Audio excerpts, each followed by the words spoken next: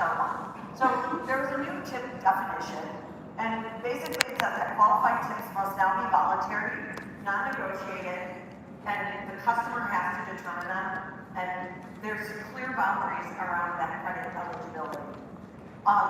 The 2026 W-2 is going to have a very specific box on it that those tips are going to be in. There's now an employee incentive. So the one side was the small business owner has an opportunity to get a FICA tax credit on it, but what is the employee incentive to report their tips, right? Because we all know that tips kind of go under the table, right? So the reality is the first $25,000 is not taxable at the federal level, maybe taxable at state. And now, because it's going to be reported, those employees have a better opportunity to maybe get loans, maybe get a car loan, maybe get a mortgage, right? Where previously that income was always never reported, and if they went to a bank or whatever, they weren't able to substantiate it, right? Because it wasn't on their W-2. And now, it's not going to be taxed anyways. There's going to be subject to a little bit of FICA and maybe some state tax, but they're going to get a deduction for that $25,000 anyways. So it's really a positive opportunity for these employees to start reporting those tips. And the reality is the IRS is going to have them on a special box. And guess what? The IRS doesn't put them on a box because they're going to ignore them. They're going to put them in that special box so that they can dig deeper and figure out who's reporting and who's not reporting and where there's opportunity for them to collect money. And so when we talk about why it's the perfect storm, it's because there was a lot of conversation around no tax on tip like this past tax season, but we can also talk about how the IRS is changing the law, and now is the opportunity to start reporting. There's also a specific occupation list of who qualifies for these credits, this tip credit, and who's on it, who's included, who's not. OnlyFans did not get the opportunity to include their tips. And I thought that was interesting as to why they got specifically excluded from the law. However, like salon owners, and you could go through the hotel workers, you could go through the list of all the people who do qualify for the tip credit. And my other thing was like the reality is that first $25,000 they're trying to do more OnlyFans anyways. And then the big thing is, and this is kind of where that advisory distinction comes in, the ability to add value to your clients. Is the gratuity distinction is that if the tip is mandatory, if it's a service item line, then it's required to not be considered a tip, right? So if you have a restaurant, let's say that restaurant says parties of 5 or more get an automatic gratuity of 25%, right? If that gratuity is automatic, then it doesn't qualify. It gets excluded. So if you can talk about these things with your clients, there's an opportunity to either get income included in that tip credit eligibility part or to have it excluded, right? So this is where that planning opportunity, that advisory opportunity comes into play. And the cool thing is now we have 6 months or so to really talk to our clients to actually make a difference and an impact on this year's W-2. Right? So if you didn't think about it for since like last year at the end of tax season, right? If you didn't start in the first 6 months of the year, you haven't lost time where you can actually make an impact on them for the next 6 months. So when we think about the opportunity, you know, if you look at the opportunity to manage these advisory opportunities, right? Because we're automating everything, we have the opportunity to scale this practice or to do a lot more of these clients with less people, right? So if you're having a hard time finding a team, you still have the opportunity to scale a practice like this. And the reason being is because you have because most of what we're going to talk about is the ability to automate it. So what is the FICA tax credit? Quick refresher, basically it's available to any employer with a tip report tips for FICA tax purposes. It's a pretty simple tax credit calculation. And then basically, the reason it's been underclaimed in the past is because restaurant owners and people who work in service industries didn't want to ruffle feathers with their employees, right? They didn't want to tell them, look, you need to report all of that income, especially if it was on the POS, right? That's obvious, the computer's calculating it and that tip is very specifically stated. But if they're getting cash and they're putting it in their pocket, how much of that goes unreported? And so the small business owners didn't want to ruffle feathers. And so it was always kind of like an afterthought, or it was like, yeah, we can do it, but we don't know how to defend it, or we're a little bit concerned about it. And now the way the opportunity is there, and it's going to be looked at a lot closer, and now the opportunity for you too to tell your small business owners and their employees that, hey, you better get compliant. The first year, you better get compliant. So when we look at the legislative foundation, HR 1 created it, or 83, there was some IRS clarification and proposed regs, and the final regs came out. It's a voluntary requirement, so when we talk about the tips, they have to be considered volunteer. I think everybody gets asked for a tip these days, right? You could go anywhere, and they're always asking, what's one tip? Even if they didn't really serve you, right? How do you fast food become typical, right? It's kind of ridiculous. And again, the occupations are very strictly defined. So what counts as a tip versus its service charge? So it has to be a qualified tip. So that means it has to be voluntary. So I think it's still considered voluntold if you have on the POS and you get to pick 18%, 20%, 25%, right? Let's call that voluntold. And the customer has to determine it, so you get to pick. There's no negotiation, and the payment can be paid via cash or credit card.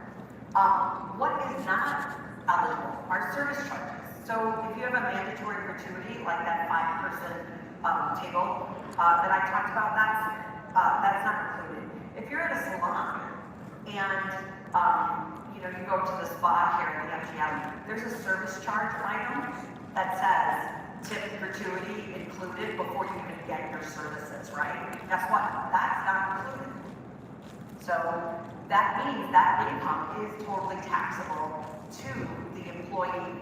So do you see how there's an opportunity for us to have conversations with our clients about what should be included and what shouldn't be included? If there's an automatic fee, if the amounts are negotiated, and if the employer set those charges, those are not eligible for the tip credit. And the idea is how much of this income can we push into qualified tips so that it would be eligible for the tip credit, as well as eligible for the employee not to pay tax on it. So what are the occupations that qualify? We have food service staff, personal care workers, salon professionals, including hairstylists, colorists, and massage therapists. I heard that these personal care salons that are everywhere are a significant business for tip credits. A couple practitioners that I talked to said that those businesses make a lot of money and they have a lot of tips going. Hospitality, support, so that's hotels and travel, bartenders, gaming services, and delivery personnel. So how is the W-2 going to change?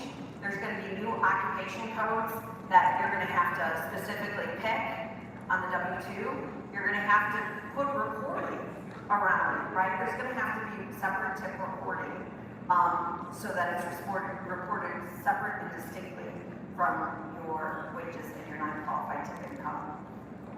There's going to be a requirement for enhanced documentation, and the payroll systems and the integrations are going to have to talk better. And I think this is the interesting part. So how many of you work with POS and W-2s or and payroll, and you have to kind of reconcile them before? Do they ever reconcile correctly? No. And so we're going to have to figure that out. how do we get them reconciled correctly? Because that's going to be an opportunity for us to make sure that those W-2s are correct. In 2025, you guys are probably aware of it, there was really penalty relief. It was basically do the best you can, right? We had to do the best you can for tips, for overtime, whatever, because the law came out so late that I didn't know what to do. Why is it such a big deal? Why does underreporting happen so much? So the reality is the POSs and the payroll systems don't talk very well, so there's this technology disconnect. There's always been this classification confusion. Employee behavior, right? That's one of the hardest things, is having your employees understand that it's in their best interest to start reporting these cash tips, and that not only is it in their best interest, the chances are, maybe not this year, but next year, the IRS is going to come looking for it. That's why it's on that separate box. And then there's always been this reconciliation gap, and in the middle of tax season, it's hard to do that reconciliation and get it done like fast. But that means if we were to look at it ahead of time, we start talking to our clients now and getting them ready, if we can start those reconciliation processes, if we can start the opportunity for them to see where they can enhance the reporting of tips and get ready for 26, like we start talking about it today. Now that's where we can earn advisory revenue fees and we can add more value. And now, like with the use of computers and technology, it's a lot easier, right? So you can do intake and eligibility screening. You can look at your POS versus your payroll reconciliation. There's programs out there that just reconcile it auto-magically. You can create an advisory presentation to teach your small business owners how they are eligible for this. You'll know who the occupation verification is, what the base calculation is, and ideally, you would talk to your clients quarterly, check in with them, and charge for it, right? So what I don't want you to walk away from this session today is say, oh my gosh, I have to do all this stuff around the FICA tax credit. I'm going to tell my small business owners all of this great information, and then when they ask me for a bill, I'm going to say, no, don't worry about it. It's included in your tax credit fee. And no, that's not an answer, right? These should be separate and distinct advisory services. You're adding more value to their businesses, and you should be charged, or you should charge and be compensated for that advisory information. So when we look at it, we created essentially a tip credit in a box, or the opportunity to see how many of your clients would qualify for this, and how you would have the ability to talk to them. And remember, it's a credit. So if you find a $12,000 credit for your small business owner, do you think that they're going to be willing to pay you maybe $4,000 plus to go find it? Yeah, right? Credits. Dollar for dollar in their pocket. So that's why this is kind of the perfect storm. So what our tip cap does is it basically takes the number of tipped employees, average tips per employee, average monthly gross sales, and the current tip handling method, and you can get a quick and dirty calc to see how much tips are being underreported. And they're significant. Because if they weren't significant, the IRS would be putting it on a separate box. And so it's pretty easy, right? Like, there's the opportunity to get this data checklist, right? Where what you're going to need from your clients, many of you may already have this in-house, is your POS tips reports or access to their POS system, your payroll summaries, the service charge breakdowns, the employee roster and roles, and if there's tip pooling documentation around that, right? And again, this is where the advisory services come in. This is where if you learn how to do this, you can go add value to all of your clients who have tipped employees, or go find new clients who have tipped employees and realize that you can save them money, you can get them this credit, and you can do advisory services. And the reason I think this is really important is because as compliance goes away, as compliance is going to be automated away, how do we add value to our advisory services. So we talk about the conversation framework. So there's the compliance urgency, right? Like we got to get ready for 26 for tax year. The employee benefit context to make sure that they get the education for their employees around why they should be reporting all of their tips. Because again, this is like kind of a sticky situation or a sticky conversation. The ability to create an ROI demonstration so they can see how much money that they're getting back today when they file their return in April. So the calculation is going to give you an opportunity to say, look at the money you're leaving on the table if you change these services, or even if you change nothing and you just get your employees to actually report what they should be reporting. And some people say, oh, well, they shouldn't. And I say, I pay taxes. Why shouldn't my worker pay taxes too, right? Why do they get to not pay taxes? And they get the first 25% anyways, the first 25,000%. There's the opportunity for workflow clarity now and a partnership positioning. So how can we partner with them as an advisory relationship as opposed to just a tax preparer? And then what we found is, when I was creating this product called Navi, we found that people have a hard time having those conversations because they're so used to doing compliance that they're like, wait, how do I have an advisory conversation? I've never had an advisory conversation before. Or maybe I know how to have an advisory conversation. I talk to my clients like that, but my team doesn't know how to have an advisory conversation. And so what we created was an AI-driven opportunity for you to learn how to have those advisory conversations, where you can learn objection handling, meeting scripts, and you can get that confidence to learn how to have advisory conversations. And this applies to everything, not just tip credits, right? Because as AI is going to take away a lot of the compliance work we typically do, how are we going to train the next gen to have those conversations? They're not going to have 20 years to learn how to have a conversation with a client. They're going to have to get up to speed in a couple of years. And with that, I'm going to give you a quick demo to show you how easy it is. Okay, so this is the Navi dashboard, and what Navi does is essentially it shows up and rates you on your performance of how you show up in a conversation. The reason that's important is because we have to teach advisory skills if we want to move from compliance to advisory, right? So the point is not to get, well, it'd be nice if you got all 10s, right? But the point is to show improvement. And so that's what these performance overview indicators show. And then it connects to Teams and it connects to Zoom if you're used to having virtual calls. And what I'm going to do is I'm going to go into my TipCalc connector, and I'm going to put in here, my client's name is Bluefork.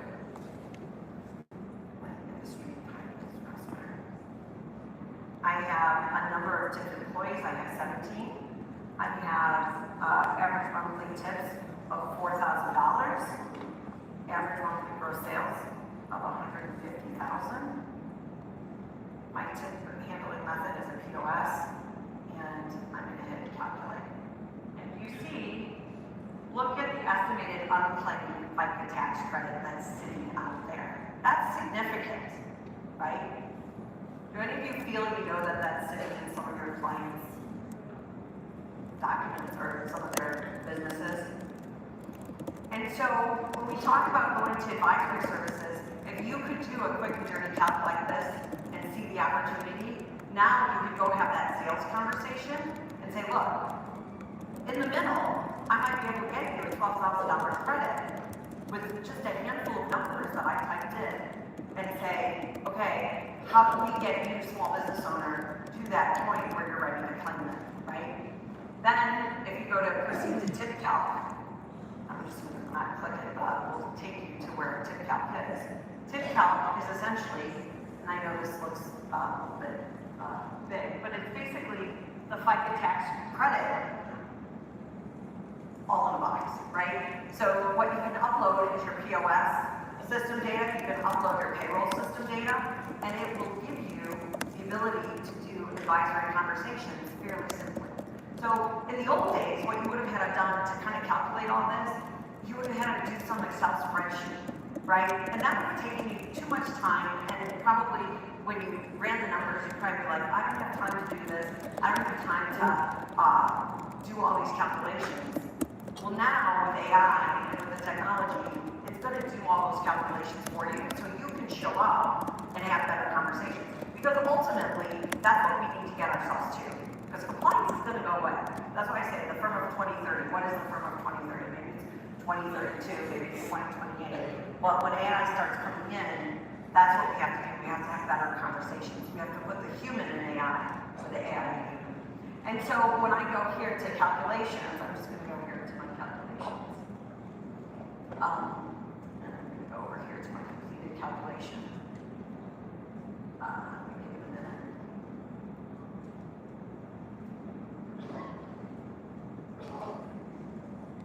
It's going to tell me out of the wages what's underreported. If TipCalc has this, if TipCalc has this calculation, don't you think the IRS has this calculation too? Right?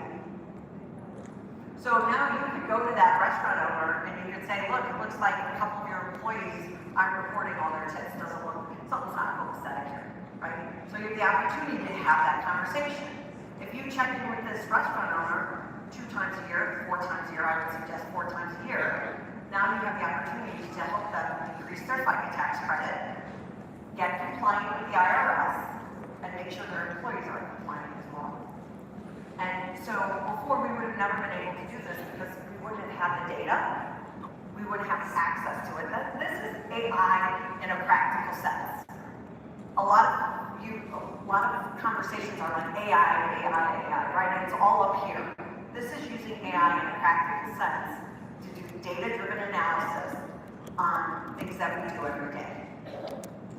And then you would just go back here, and if I go to, it creates an audit binder, you will be ready for the IRS, 100%. It gives you a full-on report that is ready for the IRS. So now you don't have to worry about being compliant because you put the POS system in, you put the payroll data in, and you have a report to be completely compliant. Because, credits get checked out a little bit more often, right? And then you can hit send to NAPI, and that information will come back to NAPI. So, but now the question is, I'm going to go into a moment. I have all this data, Jody, I don't know how to have a conversation. I'm a little bit nervous about having a conversation around this tip credit. I'm not used to selling. I'm not used to having these client conversations. How do I do that? And so I'm going to go into my for tip credit calculation. And